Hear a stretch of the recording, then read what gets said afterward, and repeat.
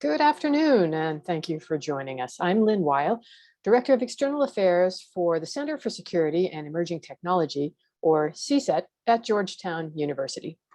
Today, we'll examine how China uses government resources and power to leverage its private sector to serve its long-term goals on artificial intelligence in particular. The program will feature a main speaker and then a panel discussion with audience Q&A. But before we start, I'd like to do just a brief bit of housekeeping. All attendees' microphones are muted. If you are on a computer and experience any technical issues, use the chat function at the bottom of your screen and a CSET team member will try to help you. Please don't use the chat for anything else just yet. We'll come back to it later on. And now it's time for our moderator to get things started. Helen Toner is Director of Strategy at CSET.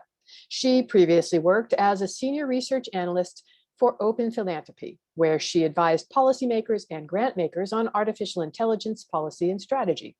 Between then and joining CSET, Helen lived in Beijing, studying the Chinese AI ecosystem as a research affiliate of Oxford University's Center for the Governance of AI. Helen has written for Foreign Affairs and other outlets on the national security implications of AI and machine learning for China and the United States, as well as testifying before the US-China Economic and Security Review Commission. Helen, over to you. Thank you so much, Lynn. It's great to be here, and thank you everyone for joining us on this Thursday afternoon or whatever other time it might happen to be where you are. I'm really excited to have this discussion about the ways that the Chinese Communist Party and the Chinese state interact with their private sector in ways that in some ways are similar to and also different from what we do here in the US, and really start to dig into what we know about some of the techniques they use and how well those work.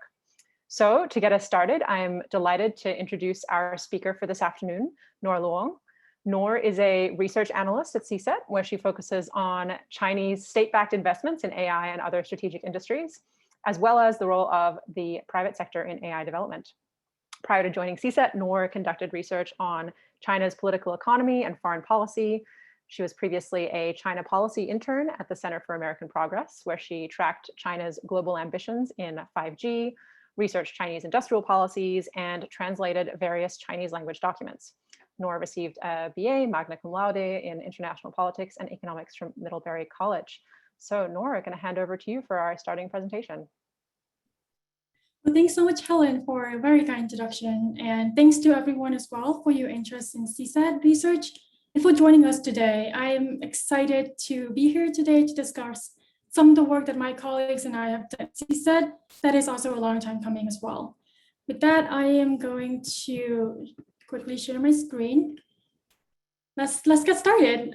So as China observers might know, it's very important to understand China's high-level policy documents, particularly the specific strategies and benchmarks for the country's AI development laid out in the documents. The work that CSET has done goes beyond examining the remarks made by China's most powerful leaders. And we also investigated what actually happens when policies are implemented and what are the responses from relevant actors, as well as what is the gap between policy and reality. And so today I'm going to present on China's long-term investments in artificial intelligence growth, particularly on some feature policy tools to use to bring the public and private sectors together to develop cutting-edge technologies that help China become more self-reliant technologically. And before we get going, I want to provide a brief historical context, which is important to our discussion today. We know that China's ambitions to catch up and surpass incumbent countries, including the United States, in advanced technology are not a new phenomenon under Xi Jinping. Although AI is a relatively new technology, there has been some continuity to the global goal to leapfrog in cutting-edge technology relevant to the era. For example, in the 50s, Mao Zedong wanted China to surpass Britain and catch up to America. At the time, China wants to catch up in steel in production. And now, fast forward to today, Xi Jinping is hoping to catch up in core technologies such as artificial intelligence by leaning on the asymmetric catch up and surpass strategy. And it's pretty clear here that in a quote that Xi Jinping wants to leverage the asymmetry in which China may have some advantages. And AI is currently the type of emerging technology where the global technological leadership is unclear. And so China has the chance to level up and may already be in the lead in certain sub-application fields of artificial intelligence. And so with the historical background in mind, we are going to talk about two CSET research on China's long-term investment strategy in AI.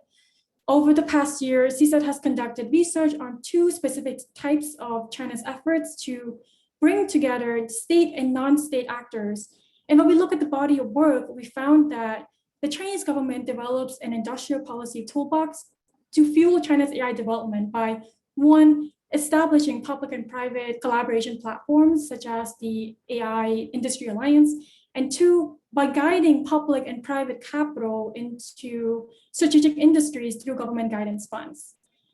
And of course, there are other policy tools such as traditional mechanisms, including direct subsidies, tax incentives, and cash handouts. But today we're going to discuss two very prominent tools that specifically support China's long-term ambitions in AI leadership. And so what? Why should we all be worried about this?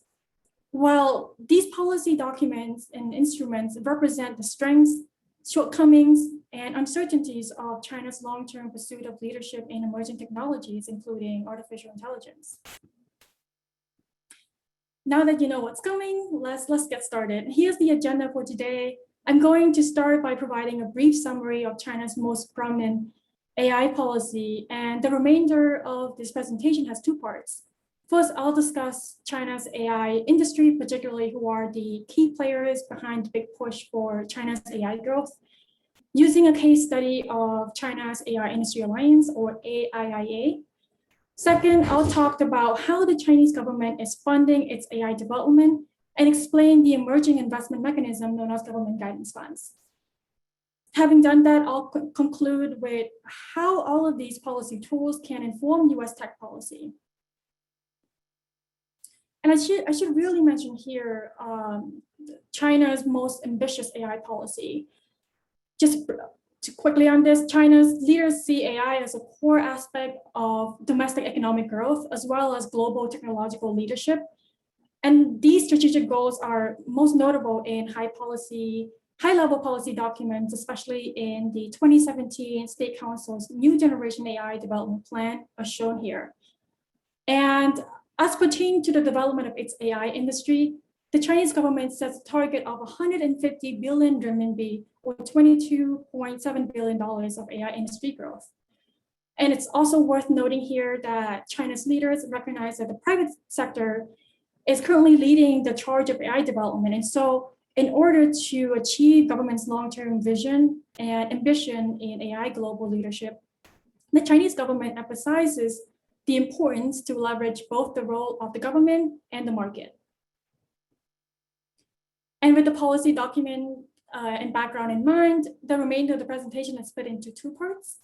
We'll first take a look at the relevant players who are responsible for the rapid growth of China's AI industry by diving into a recent CSET research on China's Artificial Intelligence Industry Alliance.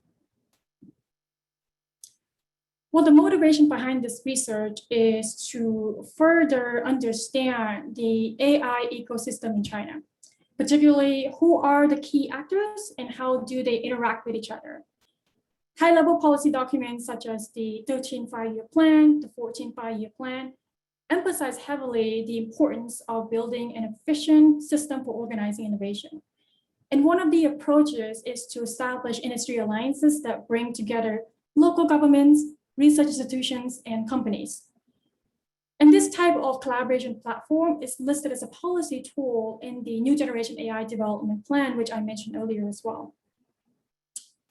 Given the industry alliances, given that they appear as an important innovation tool, they are typically established by a government sponsor who ensures that the alliance AI priorities align fairly well with the central governments.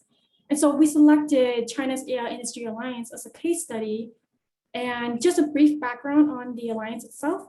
It was established in 2017, just shortly after the ambitious New Generation AI Development Plan. And the alliance is sponsored by high-level policy and government departments, including the Ministry of Science and Technology as well. With that, now let's take a look at who are the key actors. The alliance has government members, including the Chinese Academy of Sciences Institute of Automation. It also has China's top academic institutions, including Peking University and Tsinghua University as members.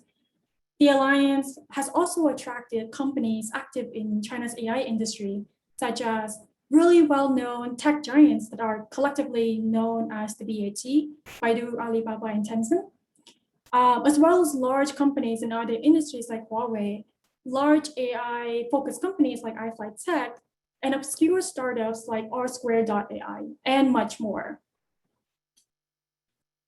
And so to better understand the composition of the alliance, we extracted and annotated its membership list and found that there's more to the alliance than meets the eye. First, the alliance is officially driven by the market and dominated by companies.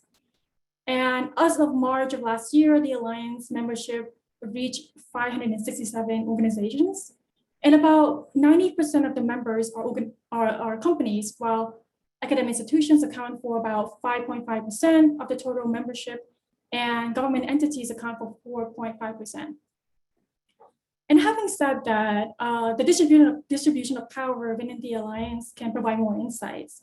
And as seen here, the government entities are actually concentrated in the position of power, despite having fewer seats. Chinese state-owned enterprises and government entities together account for nearly half of the high-level position.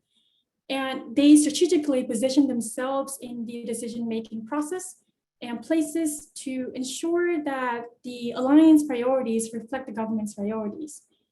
And this is, again, pretty consistent with the increased control over private companies under Xi Jinping. And the government entities within the alliance are in the position of power to influence the company members and guide them to realize China's AI dream. Now that we know the composition of the alliance and understand who actually runs the show, let's take a look at what the alliance actually does.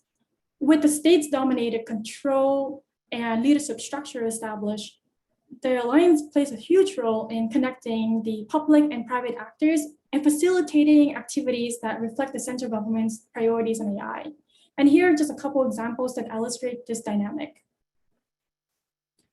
First, the alliance hosts competitions to broker relationships between state-owned enterprises and private companies.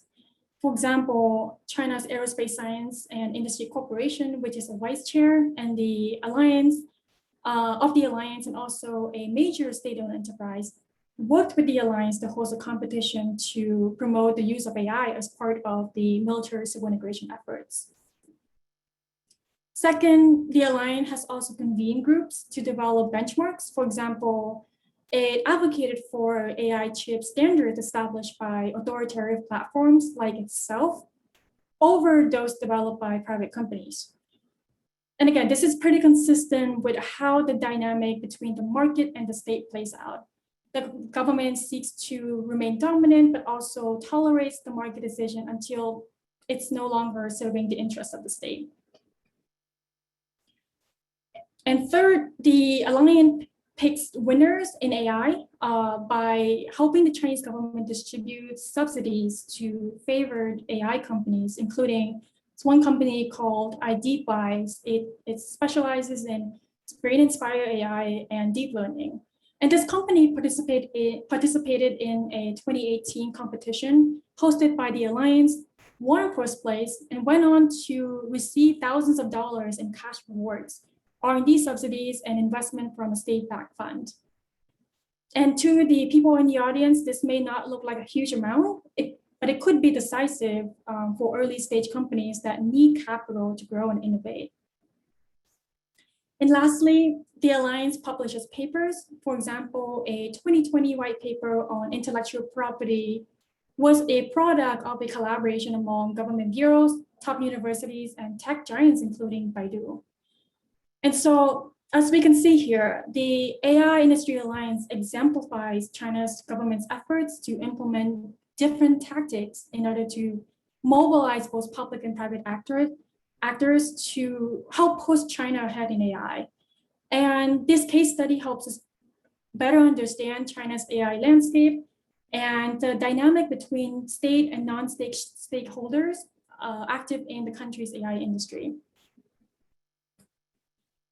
But evidently, there are limitations due to the tension between government aims and market realities. We found that despite the government's long-term vision to develop key state-supported AI-related areas, including AI chips, robots, voice recognition, and facial recognition, the Alliance company members are actually most active in business solutions, which is an area where there are more market opportunities at home and abroad.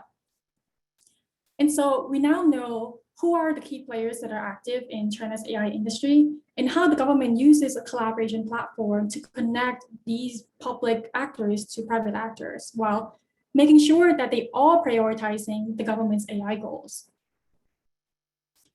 Next, we'll shift gears to examine the investment component of this convergence of public and private sectors in China. How exactly is the government funding its AI development? In the second part of the presentation, we follow the money to answer this question. And in this particular research on understanding Chinese government guidance funds, we look into one mechanism. We know that the Chinese government is pouring a lot of money into government guidance funds. And this raises a lot of questions among outside observers. And although there were enormous interest in this mechanism, it was little understood. And so our goal here was to rely on primarily Chinese language sources to investigate how the guidance funds mechanism works, what are their strengths and weaknesses, and how do we determine whether these funds are trending upward or downward. And with that, let's dive in. Quickly, we know that developing AI requires massive amounts of capital, and the Chinese government is pouring millions and even billions of renminbi into government guidance funds, just to attract investment into emerging technologies such as AI. And in short, guidance funds are public-private investment funds that aim to both produce financial returns and further the state's industrial policy goals. And we know that there is a variation of state-backed investment funds, but what sets guidance funds apart from other formally used models is the structure of the funds themselves. Chinese government brings in the profit motive to the mechanism by mobilizing both public and private investors. Government sponsors allocate about 20 to 30% of capital contribution and then raise the rest from social capital investors. The Chinese term for social capital actually refers to any source of funding outside of government budget outlays. And in our research, we find that some Chinese commentators potentially equate social capital and private capital, which has no connection to the government. But you'll find out shortly that this is not always the case. And having said that, we know that these funds use limited partnership structure common in equity finance worldwide. A guidance fund has general partners who handle day-to-day operations. They are typically state-owned investment or management firms or third-party professional fund managers. A guidance fund also has limited partners who contribute capital or take losses. They are supposed to be social capital investors with truly private capital, but again, in reality, these are often state-owned enterprises or state-run banks. Some funds also invest directly into tangible projects or companies. Other funds invest indirectly following the fund-of-fund approach and investing in other guidance funds known as sub-funds. And the goal here is to increase private investor participation in guidance funds. And so in order to incentivize them to invest in these funds, government sponsors may provide other financial incentives. For example, they may forego interest and assume investor risk. And in principle, by contributing the initial capital to the fund's target, the government has also organically reduced investors' risk exposure and signal the government's priorities in the selected key industries. And so this as a whole makes the investment in guidance funds more attractive. So how successful is the guidance funds mechanism? We find that guidance funds are better than traditional industrial policy schemes. They have several potential benefits. For example, the guidance funds can bring in the profit motive and help Chinese policymakers leverage market disciplines and expertise. This potentially reduces the inefficiencies and corruption brought by subsidy schemes. They also offer patient capital for early stage companies in emerging technology to cross the valley of death, which is the period of time before a company scales up and when their initial capital runs dry. And so this could really help startups commercialize high quality technology faster. And finally, taken all together, guidance funds can really complement and amplify other policy tools. And so this really boosts support for high technology businesses in general. But at the same time, guidance funds prospects for success are uncertain. For example, guidance funds actually raise much less money than planned. And even if they do raise the money, much of it is not actually deployed to productive projects. And as shown here in this graph, the amount of money actually raised is much less than the registered fundraising target. And this is especially true in 2016 and 2017, when guidance funds saw a massive boom. And some of the reasons behind this rapid growth include more central government policies, trend chasing among provincial and local bureaucrats, and relatively loose regulation of guidance funds, coupled with new restrictions on other types of local government spending. And as a result, by the end of 2020, in the aggregate, Chinese officials established over 1,800 funds with a target size of about $1.5 trillion. But again, in reality, these funds have only raised just a little bit over $800 million, which is half of the intended amount. But not only did guidance funds fail to raise sufficient amounts of money as intended, there are also other observed weaknesses. For example, first, there are just too many overlapping and inefficient funds, which has led to inefficiencies in the market as a whole. And here is one of the quotes that we uncover as part of our research. It really nicely highlights the reason behind duplicated funds we see across China. Local and provincial bureaucrats who are trend chasers simply just want in. They say it's national strategic industry this, emerging technology that, for guidance funds. And so what you end up seeing here is the problem of excess capacity over time. And second, these funds are poorly managed. They are often run by inexperienced bureaucrats with really bad investment decisions. Third, guidance funds waste capital on non-strategic projects. They often fall prey to corruption and other rent-seeking behaviors. For example, in our research, as shown in this quote here, we found that a 2017 Zhejiang province audit report shows that a guidance fund was actually used to buy shares in listed companies. And this is considered a wasteful and unauthorized investment. And fourth, they don't actually invest in early stage companies enough as intended because state-backed fund managers are too risk averse to do so. And finally, they often fail to attract truly private capital. And in some cases, they even crowd those private capital out of the market, really making the problem worse. But what we know for sure is that the mechanism is still developing.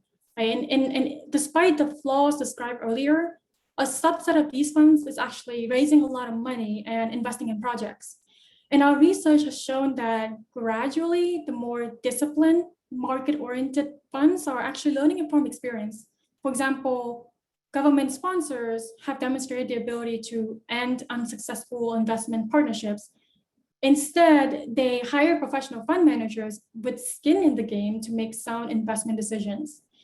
And given the enormous financial and political support coming from the Chinese government, there is no surprise that there are efforts to reform and strengthen the mechanism. For example, by lifting investment restrictions in specific geographic locations, and by cleaning up funds that sit idle for a long time. And having looked at the current trends, we also offer some performance indicators to monitor the mechanism. For each phase of the fund's development, there are signs of improvement and failure.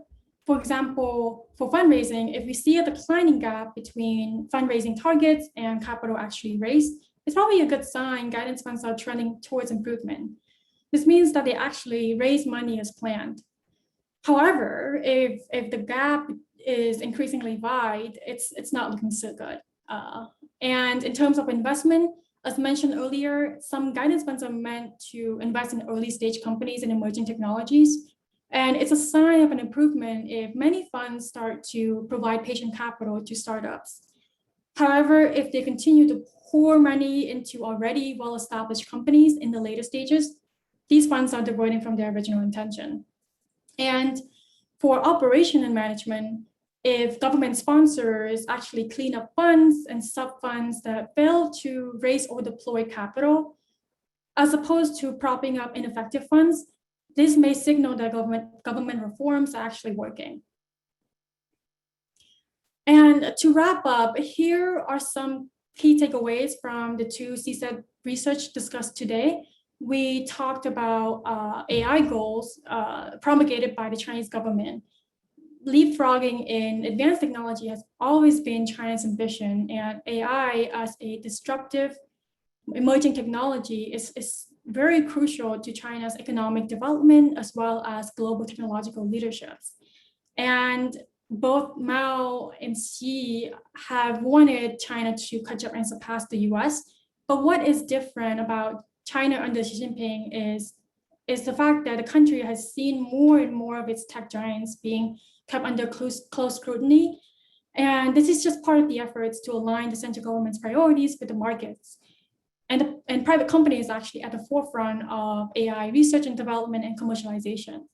And so in order to achieve these ambitions, the Chinese government has launched coordinated efforts to bring together public and private actors.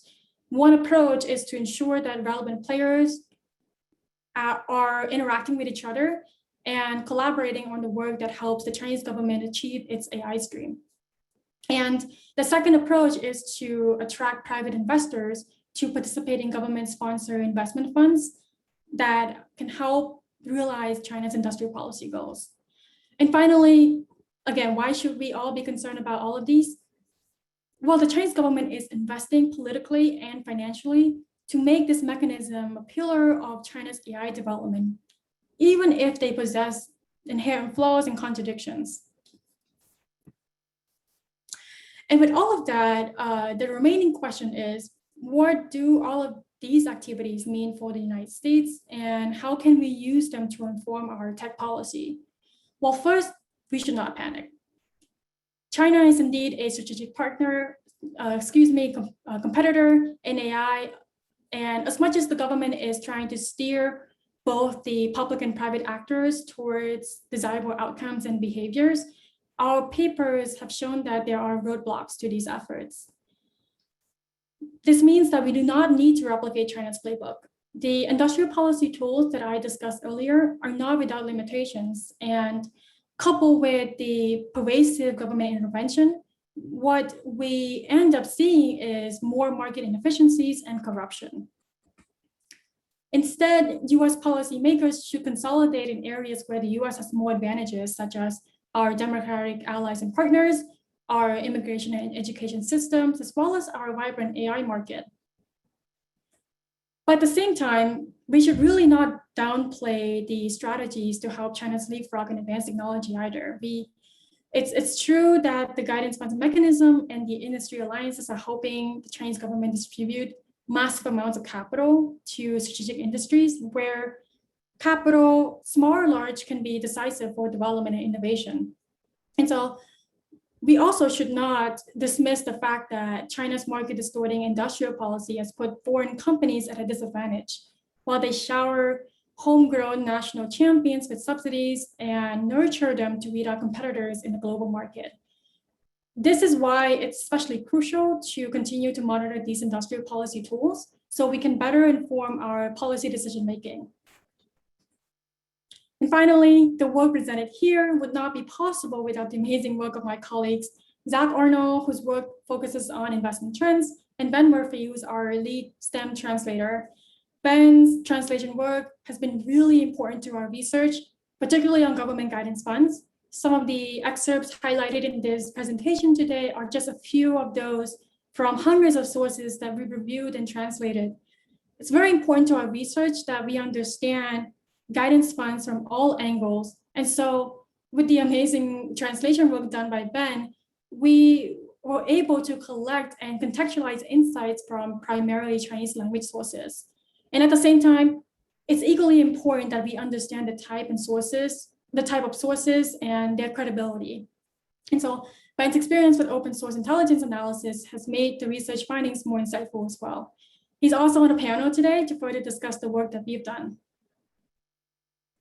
And if you want to learn more about what was described here, you can always find the papers mentioned in this mentioned in this presentation, as well as other AI-related research on our website.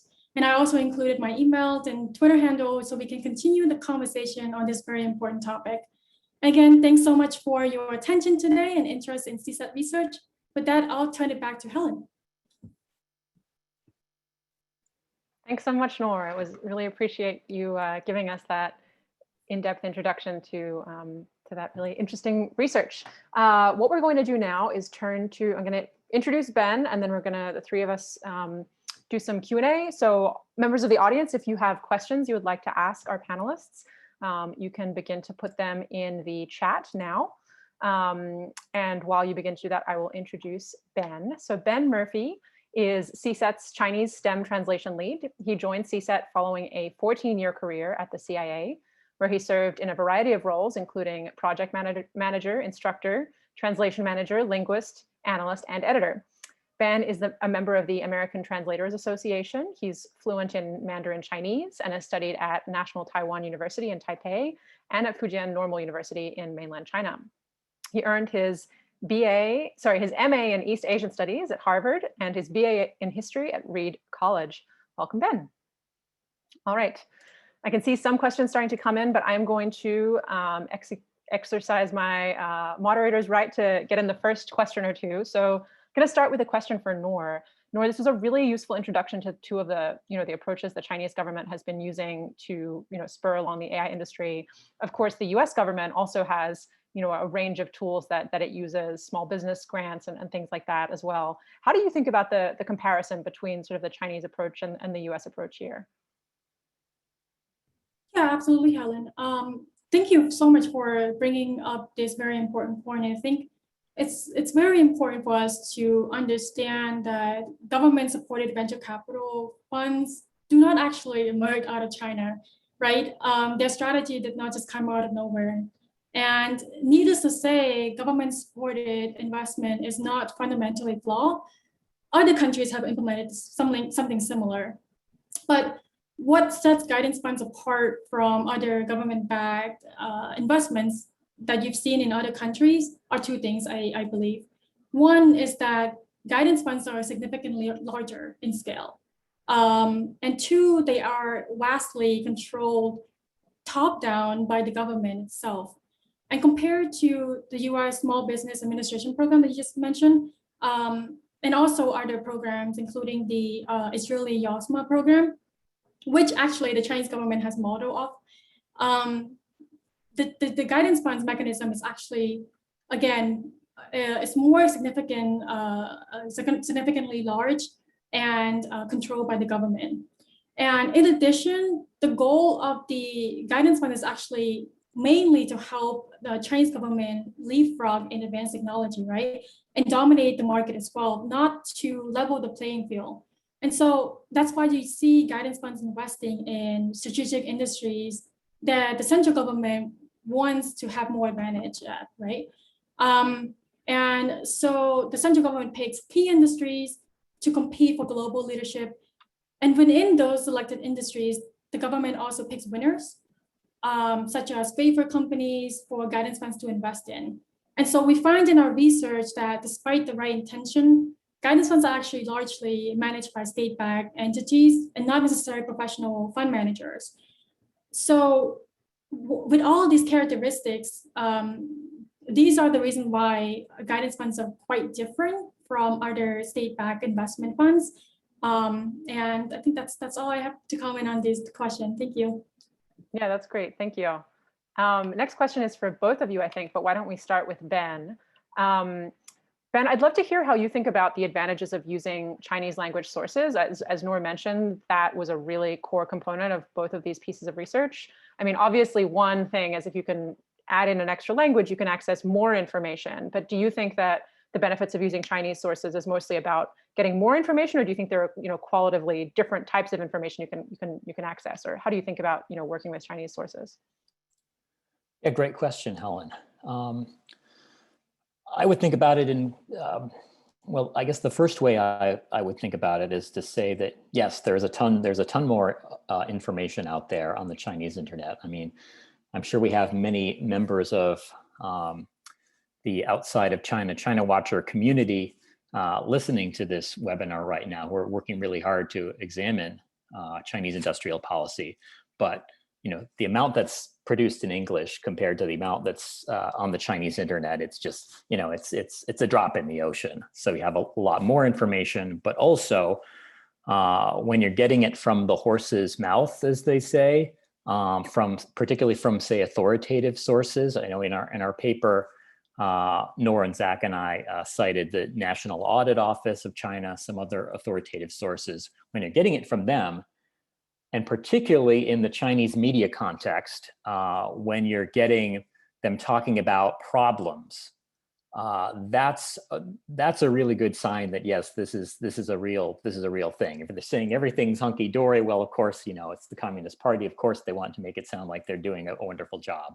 But when they're talking about what's going wrong, you often get some really interesting insights from the Chinese sources.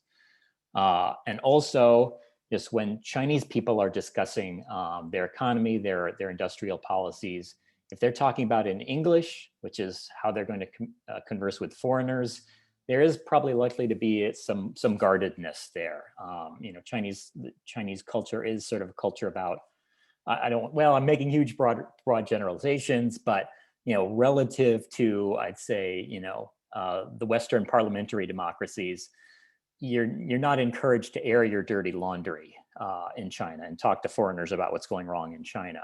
But within China, when you're talking about Chinese language discussions, is actually very lively, even though there is an authoritarian political environment in China, particularly on economic issues. There is room for the Chinese to have pretty lively discussions of economic issues, economic problems, economic policy. And I think you'll see that in some of the sources that Ngor and Zach selected for our piece.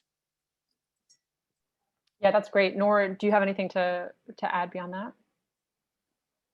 No, I absolutely, Ben is absolutely right about the fact that we don't see a lot of sources on this topic in English. So it's really crucial that we actually read what's written in Chinese and translate those, not just high policy documents, but also articles written by market analysts, as well as other local bureaucrats who might not actually, have a lot to say in the high level policy document part. So it's crucial that we see all sides. Great. All right. We have a question from the audience about military-civil fusion, which of course is China's strategy of trying to, use technological developments in the military to benefit the civilian sphere and vice versa. Ngor, maybe to you first. How do you think, or how do these industrial policy strategies interlink with that military-civil fusion strategy? Are there particular types of technologies that tend to cross over well? How does that work? Yeah, that's absolutely a very fantastic question, and one that I also wonder about as well every single day.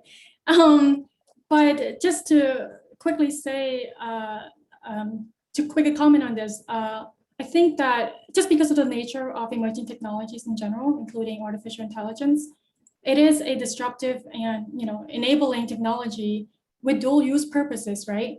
And if we see the government investing heavily in, say, government guidance funds in a particular area or industry, as in as part of an effort to, accelerate China's development and growth, they certainly have the military in mind when they do so. And so it's part of the strategy is to aim at developing and integrating AI capabilities developed in the commercial market into the military as well. And you see this going the other direction as well. And so in short, I could say that when they are developing industrial policy, they do have the military in mind. And this is also part of the strategy to become more offensive as well, and to remain dominant in terms of military capabilities. And so they always cross over in a sense that the guidance funds would be investing in a piece of capability that is useful to commercial market as well as the military market. And so we're going to have to keep continuing to monitor these mechanisms to make sure that we can completely and correctly inform our policy. I'll turn to Ben. I think he has some more insights on that. I don't have a whole lot to add to what Ngor said, but in our paper, you'll see that there are a wide variety of guidance funds with radically different goals. Some of them are just like, here's Momo province, and let's improve all of our industries in this local area. Others are tied to specific industrial sectors. And then you do see a lot of guidance funds that are just going after emerging industries generally. And so the 7 emerging industries that China identified about 10 years ago, of them, new materials, high-end equipment, new energy vehicles, biotech, like new information technology, like all of those are potentially dual use technologies. Yeah, fantastic. And I mean, relatedly to that, and maybe Ben, I'll turn to you first on this one, based on your, because I should make clear, you're not sort of CSET's translator, but instead you oversee and manage a team of translators and quality control their work and ensure consistency, and so you have a lot of translations coming across your desk. Do you see any trends in the kinds of areas within AI that the Chinese government is prioritizing investment in? So, is it something software more than hardware, or particular types of AI applications, or has anything sort of popped out there? Well, I will say from the get-go that I was not trained as an AI expert. So take what I'm going to say with several grains of salt. But generally, where I have seen specific AI investments made, and a lot of the time it's not specific. The Chinese are throwing a lot of money at AI the same way many Americans and Western and other governments are throwing a lot of money at AI, however you define that. But certainly you see a lot in the computer vision space, machine vision, facial recognition, areas like that. So yeah, that's where I've seen the most of it. Yeah, great. Nora, what about you? Do you have any other things to add? Yeah, absolutely. Facial recognitions, and you see that being used in the west part of China very horribly. But the other subfield that we've seen Chinese government guidance funds investing in are, I could say, obviously semiconductors, advanced chips. And I have to mention here the brilliant paper by Will Hunt, Saif Khan, and Dolly Peterson on Chinese progress in semiconductors.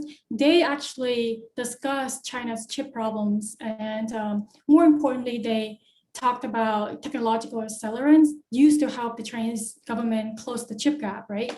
And so one of the accelerants is government subsidies in the form of government guidance funds. And so they further observe there's one fund that everyone probably knows about, which is the big fund. And it is in the form of government guidance funds, and it's certainly very big. needless to say, it's supposed to raise billions of renminbi, and it's way bigger than what the industry can absorb and use effectively. And so just because it's very big doesn't mean that it's going to successfully help China leapfrog in advanced chips, right? These funds have serious problems. For example, they actually not raising money from truly private capital. A lot of these funds are backed by SOEs and state-run banks. They also gravitate towards well-established companies. They invest mostly in listed companies and not necessarily startup to help China's chip advancement. And so you see the gap between government's efforts and the reality that actually happens. And so even though there's a massive amount of capital going into integrated circuit industry, perhaps it's going to take a while for China to actually catch up and surpass our own technological advancement. And so, yeah, that's probably what I'll have to say about the chips. Recommend going to read the report on Chinese progress in semiconductors. Yeah, fantastic. And again, that's on our website, cset.georgetown.edu is where all of our research, including the papers that Ngor discussed today, is. Great. Let's see so many good questions coming through. Okay, yeah, Ngor, what do you think? It looks like the number of guidance funds and also the total value has been declining since it peaked in 2016. What do you think is, or what's your explanation for that? And then as a secondary question, do you have any concrete examples you could share of particularly successful results from guidance fund investments? Yeah, absolutely. So for the first question, we've seen a couple of reasons behind this phenomenon, right? After it peaked in 2016, and growing through 2017, it started to plummet after 2018 till now, actually. And the reasons behind this are due to the Chinese economic headwinds, possibly the current economic slowdown. GDP is not doing as great as before. And also there are some efforts to clean up funds as part of government reforms. And so that could possibly explain why we don't see a lot more funds being established, because the government is saying these funds are not as effective as they intended them to be. And so they are actually cutting down on establishing those funds. And so that could explain why you see a big drop in the growth of guidance funds. And the second question, what are some examples of successful funds?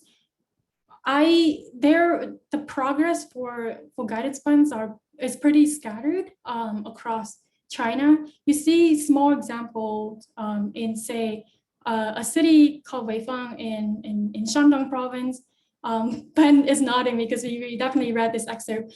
We see different stories of how little funds are actually doing pretty well because they are run by professional fund managers. They are investing in startup companies that actually doing the work of innovation.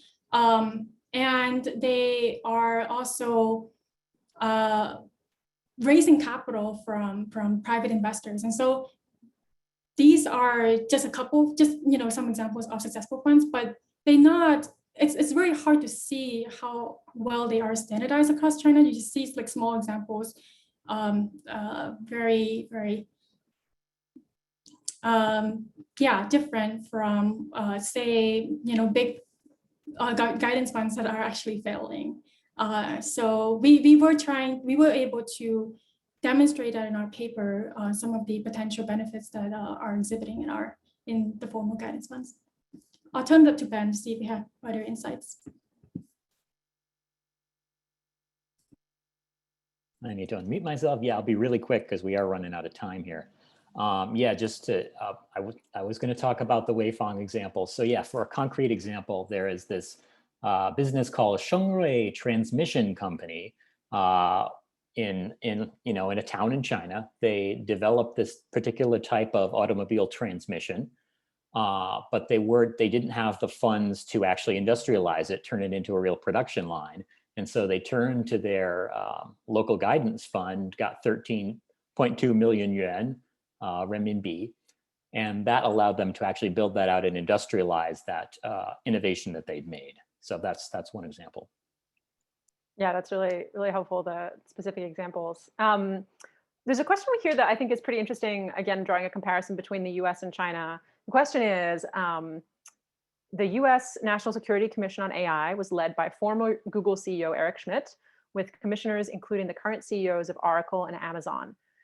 Which Chinese tech billionaires would you say are most influential in Chinese industrial policy? And I would maybe add, do you think that Chinese tech billionaires play a similar role in shaping policy as we see in the US? Yeah, do you want to speak to Jack Ma? If Jack Ma is doing a really bad job of this, if he's trying to influence that. I was going to. Sorry, Ben, for audience members who are less familiar with the ins and outs of Chinese tech gossip, do you want to elaborate a little on that? Well, I think Ngor, perhaps you're going to go there as well, because I will admit I've been translating away and I've not been paying very much attention to the news, other than to know that Jack Ma, who is the co-founder of Alibaba, a huge Chinese e-commerce company, has gotten into a little bit of trouble with Chinese regulators lately. Yeah, if you have read any articles in China lately, you probably observed that there are definitely cases of government crackdown on China's tech giants, including Alibaba. Jack Ma is definitely one of the people who have to be brought to heel. And yes, he is definitely crucial to China's AI development. And the relationship between the government and the private sector has become more of a convergence. There are more efforts coming from the government to, again, like what we discussed in this presentation, to bring together these state and non-state actors. And so he is playing a crucial part in helping China push ahead in AI, because a lot of the development and innovation is happening in the private sector, and the Chinese government sees that. And so that's the reason why there are efforts to bring these two together. And it's really hard to say for sure that he is 100% complying to the Chinese government's orders. And so we're going to have to keep monitoring this kind of cases when we see them coming up. But again, just to quickly say that these cases are huge, right? And they catch a lot of attention from the media. But there are smaller cases like, financial incentives, some other carrot approach to attract these companies to comply. And so not just, complete crackdown on tech giants. And so I think that we just need to continue looking and investigating this space to have a better understanding of what actually goes on in the ground. Yeah, great. I think we have time for one or two more questions. We can try and squeeze in two. So firstly, Ngor, I think this one is for you. It's about the data that you used for these assessments. The question is, we often hear that Chinese investments are exaggerated. So how confident are you about the data you used for your research? And Ngor, maybe you could just share a little bit about what the data that you used here was as well. Yeah, the data for the AI Industry Alliance is actually, we didn't look into Chinese investment. We looked at different players that are members of the Industry Alliance. So we annotated the whole list of the members, the membership list, and we look at their, the industry that they are part of, whether they are AI focused or not, and etc. But I'll quickly say a little bit about the data on Chinese investment. Yes, we shouldn't take the report or numbers published by, say, the National Bureau of Statistics. We should take them with a grain of salt. We're gonna have to further look and investigate the results, and also like the methodologies behind these statistics, right? So that's why CSET has been trying to do our own data scraping and also do our own acquisitions of databases on Chinese investment, especially Chinese companies. And yeah, we'll improve our efforts, and hopefully we'll have more reports on this line research. Yeah, fantastic. Okay, I think this will probably be the last question, unless both of you have very brief answers, in which case we can squeeze one more in. But I'm really interested to hear, we can start with Ben, how you expect these policy tools to evolve and shift in the future. And maybe also if you want to talk about how they've evolved over the past 10 or 20 years, that could also obviously inform what we might expect looking forward. In particular, I thought it was really interesting that Ngor noted, one important component here, for example, is the extent to which the Chinese government is willing to tolerate waste. So, if waste is fine, then you can just pour money on things and it's all right if it's, deployed inefficiently.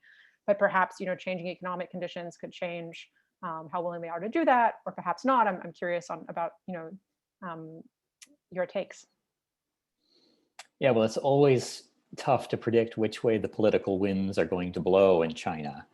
But as you've folks who've read the Nor and I and Zach's report can see that, one of the problems that Helen just mentioned is local bureaucrats in China who are responsible for funding significant portions of these guidance funds are very risk averse. This really started, it was very noticeable at the beginning of the Xi Jinping administration with the crackdown on corruption.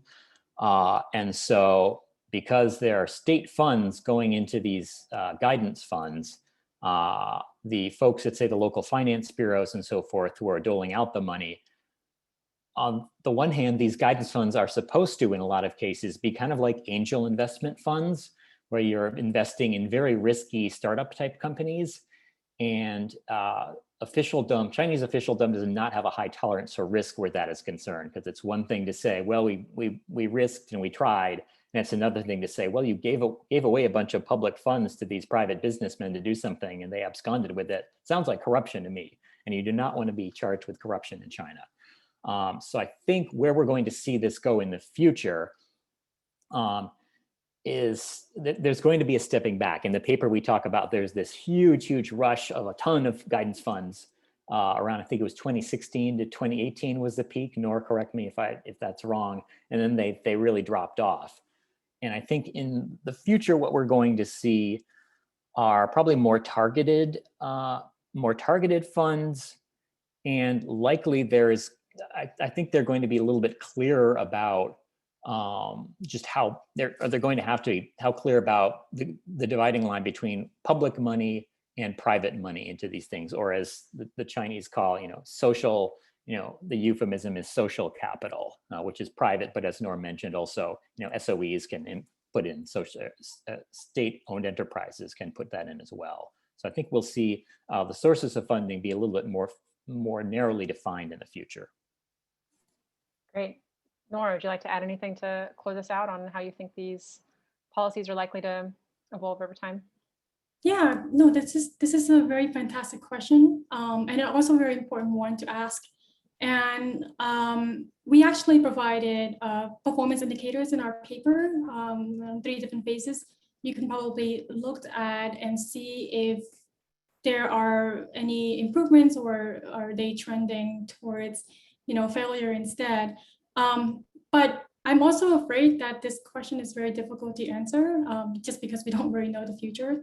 But I can imagine 2 different scenarios, right? One is that the government guidance funds are going to get more support from the Chinese government, just because they have a higher tolerance of waste and potential corruption, which we already mentioned. But eventually, you probably will see that some funds are actually producing some marginal returns. So they're going to probably tolerate this until there are some returns from the investment. And another thing is that the progress, again, appears very scattered. And perhaps there's a way that the government can standardize these kind of improvements and efforts for improvement as well, just all across China. And another scenario that I could imagine is that the guidance fund mechanism may not be able to overcome its own inherent flaws and contradictions, right? just given the nature of China's political and economic system. And what you might end up seeing is that most funds will probably suffer tremendously under its own weight of flaws. And eventually these losses may outweigh the potential benefits that the government may have to scrape it eventually. So just in pursuit of new ones, you might see other industrial policy tools being developed. So it's really important for us to continue to look at this space and say, are these going to benefit China in the future, or are they just going to, flounder under their own weight of flaws? And so, yeah, we're just going to keep looking at the mechanism and continue to monitor them. Yeah, I know asking you to predict the future, especially of the future of what the CCP will decide, is a tough assignment, but I really appreciate you both giving it your best shot. Okay, with that, we are already past 5 p.m., which really flew by. So thank you both so much for sharing your wisdom and your research with us. And I will hand over to Lynn to wrap up the session. And on behalf of all of us here at CSET, I want to thank our moderator, Helen Toner, speaker Ngor Luong, and fellow panelist, Ben Murphy.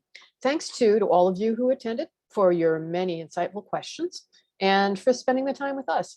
If you'd like to know more about CSET, please go to cset.georgetown.edu and sign up for our newsletter and our research updates and spread the word. We'll be taking a hiatus from online events for August, but we'll soon be back in touch with news of our next webinar taking place in September. In the meantime, please stay safe, and we hope to see you again, if only virtually, real soon.